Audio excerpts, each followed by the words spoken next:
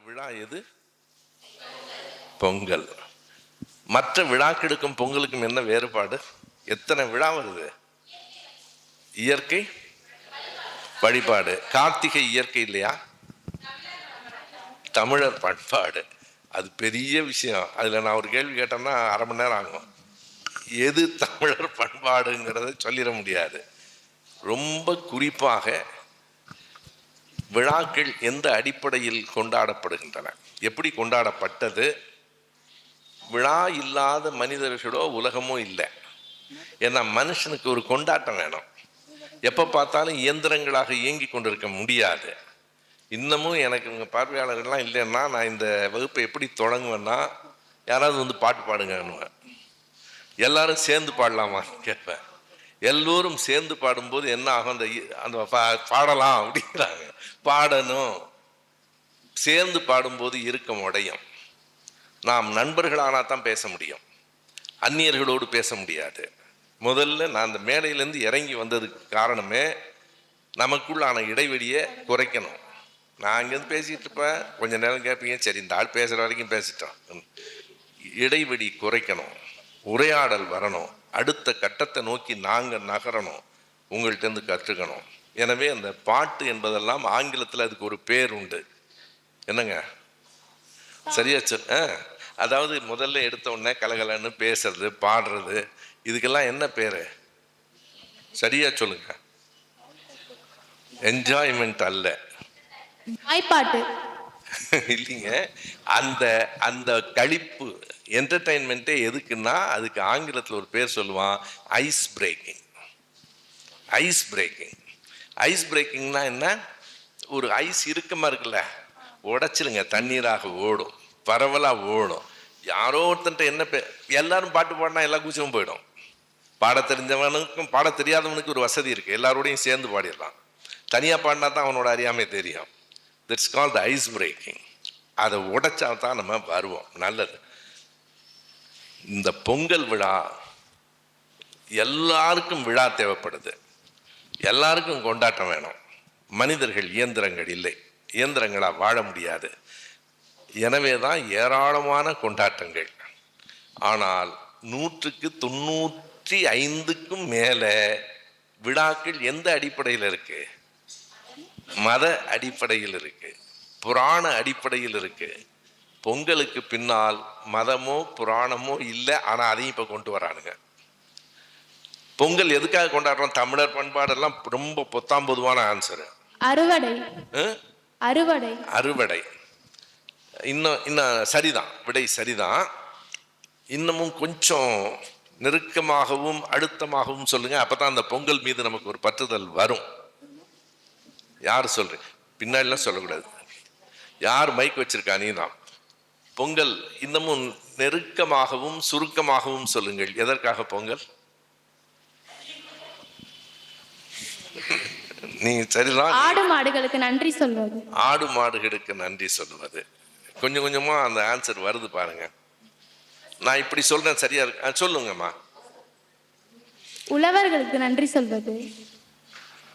ஆடு மாடுகள் பக்கத்துல, அதாவது அந்த தானியங்களை, அரிசியை, கரும்பை உழைத்து தந்த மனிதர்களுக்கும் விளைத்து தந்த மண்ணுக்கும் நன்றி சொல்லுகிற விழா பொங்கல். சொல்லாமா? உழைத்து தந்தவர்கள் மக்கள், விளைத்து தந்தது நிலம். இந்த மண். நம்ம அதில் சூரியனை கும்பிடுறதெல்லாம் இருக்கா? அது கூட ஒரு அர்த்தம் இருக்கு. கதிரவன் இல்லை என்றால், ஒளி இல்லை என்றால் எந்த பயிரும் விளையாது. இயற்கையை வணங்குவது அல்லது இயற்கையை போற்றுவது. இந்த வணங்குவதுங்கிற போது என்ன பெரிய தொல்லை இருக்குன்னா, வணங்கிட்டு எல்லாத்தையும் அவருக்கு மேலே இருக்கவர் பார்த்துக்குவாருன்றான். ஒரு படத்தில் வரும்ல, டேய் கீழே இருக்கிறவனும் கொஞ்சம் பார்த்துக்கிட்டு மேலே இருக்கிறவனே பார்க்க முடியாது. அப்படி சொல்லுவது எதற்கென்றால், தான் தன் வேலையை பிறரிடம் ஒப்படைத்து விட்டு தான் பேசாமல் இருக்கிறது. அப்படி அல்ல. உழைத்தவனை பாராட்டுவதும், அம்மா சொன்ன மாதிரி நன்றி சொல்லுவதும் எதற்கென்றால், நாமும் உழைக்க வேண்டும் என்பதற்காக. அதான் அதனுடைய அடிப்படை. உழைக்காமல் எதுவும் வராது, நாமும் உழைக்கணும். சரியா? இதற்குத்தான் பொங்கல். இப்போ நான் கேட்க வந்த கேள்வி வேற.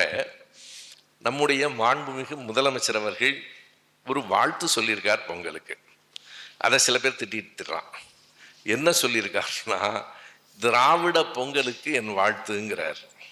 இப்போ ஒரு கேள்வி வருது, இது தமிழர் பொங்கல் தானே, எதுக்காக திராவிட பொங்கல்னு அவர் சொன்னார்? ஒருத்தன் சொல்கிறான், திராவிடத்தையே பொங்க வச்சிரும், முடிஞ்சா எதை வேணாலும் செய்யட்டும். ஏன் முதலமைச்சர் தமிழர் பொங்கல் என்று சொல்லாமல் திராவிட பொங்கல் என்று சொன்னார்? ரெண்டுக்கும் என்ன வேறுபாடு? திராவிட பொங்கல்னு சொல்லுவது சரியா பிழையா? தமிழர் பொங்கல்னு தான் சொல்லணுமா? எதற்காக திராவிட பொங்கல்?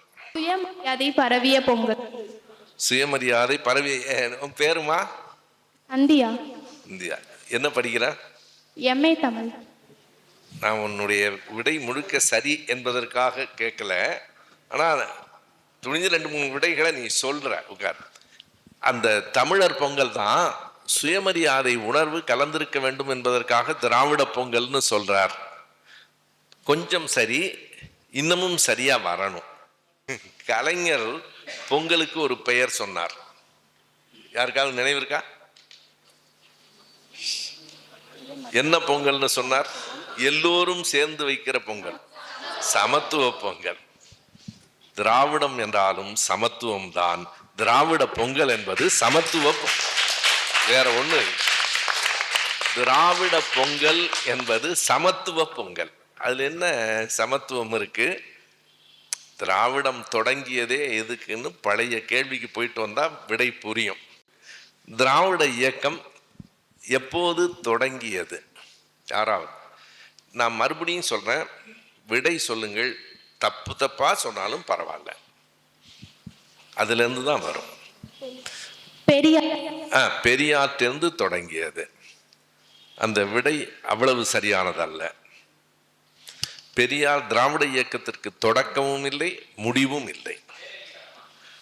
அவர் பெரியாருக்கும் பின்னால், பெரியாருக்கு முன்பே அந்த இயக்கம் தொடங்கப்பட்டு விட்டது.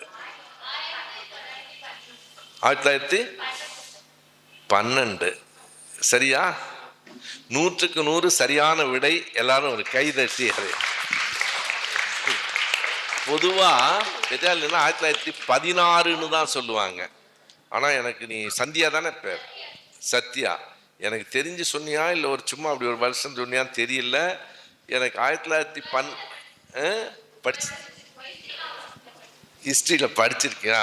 1912 என்ன நடந்தது? 1912 தொடக்கம் நீ சொன்னமா? என்ன நடந்தது?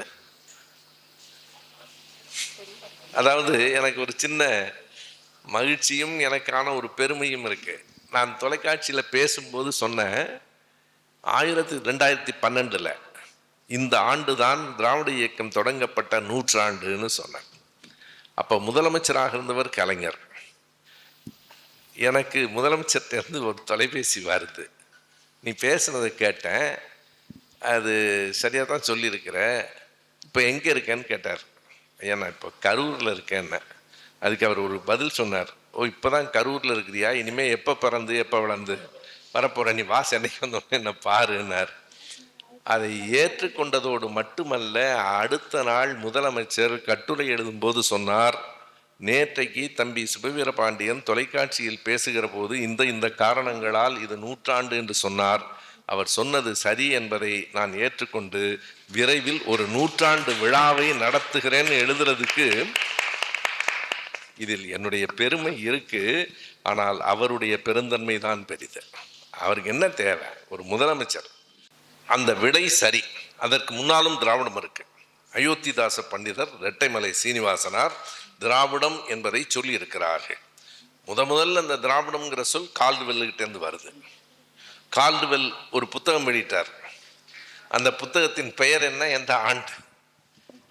எனக்கு ஒரு விஷயம் சொல்லுங்க, ரொம்ப வகுப்பு மாதிரியே இருக்கா? இருந்து போகுது, பரவாயில்ல. நாம இந்த திராவிட மொழிகளில் ஒப்பிலக்கியம். சொல்லுமா, யார்? நீதானா?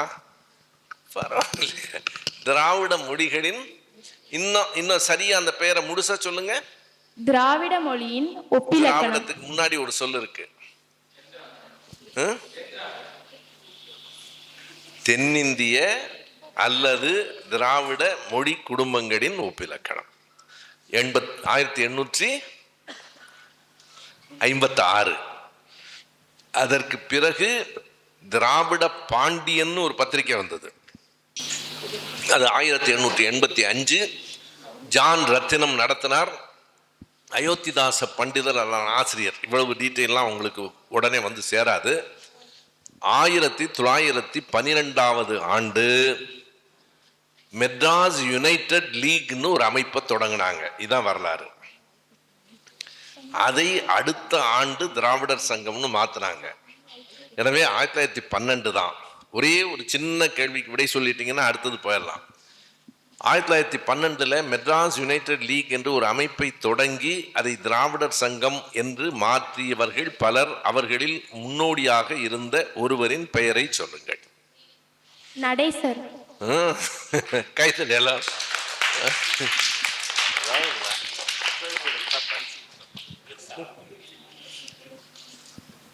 டாக்டர் சி நடேசனார் அவர்தான் அதை தொடக்கியவர், மெட்ராஸ் யுனைடெட் லீக். பிறகு அவர், டி.எம். நாயர், பி.டி. தியாகராயர் 3 பேரும் சேர்ந்து 1916 நீதி கட்சின்னா தெரியுமா? கேள்விப்பட்டிருக்கீங்களா? தென்னிந்திய நல உரிமை சங்கம் என்பது பெயர். அது எப்படி நீதி கட்சியா மாறுச்சு? அவங்க ஒரு பத்திரிகை நடத்தினாங்க. அந்த பத்திரிகைக்கு பெயர் ஜஸ்டிஸ். ஜஸ்டிஸ் என்றால் நீதி. எனவே அது ஜஸ்டிஸ் பார்ட்டி என்றும் நீதி கட்சி என்றும் அழைக்கப்பட்டது. இது திராவிட இயக்கத்தின் வரலாறு.